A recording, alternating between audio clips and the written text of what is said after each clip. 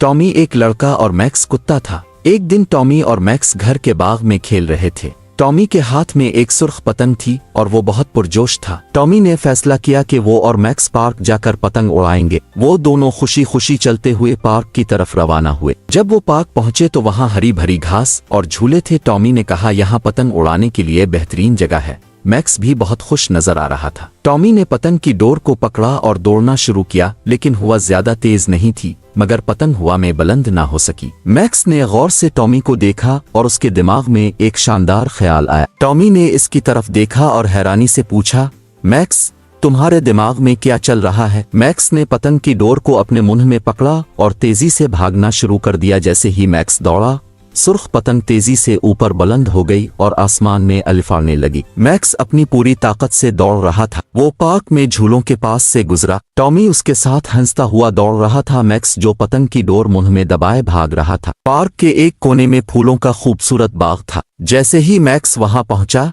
तितलियां हवा में अलिफाने लगी और टॉमी खुशी खुशी उसके साथ दौड़ रहा था। पार्क में एक छोटा सा तालाब भी था जहां बतखें तैर रही थीं। टॉमी इसके साथ था। भागते भागते आखिरकार मैक्स की रफ्तार कम हो गई। खुशी से जमीन पर बैठ गया और टॉमी भी इसके पास आ गया, मुस्कुराते हुए बैठ गया। टॉमी ने आगे बढ़कर अपने दोस्त को गले लगा लिया। तुम दुनिया के सबसे बेहतरीन कुत्ते हो। मैक्स की आंखें चमक उठीं और मैक्स ने कहा, तुम भी मेरे अच्छे दोस्त हो। आखिर में टॉमी और मैक्स घास पर बैठ गए जहां सुर्ख पतंग अब भी हवा में अलिफा रही थी। दोनों के चेहरों पर मुस्कुराहट थी।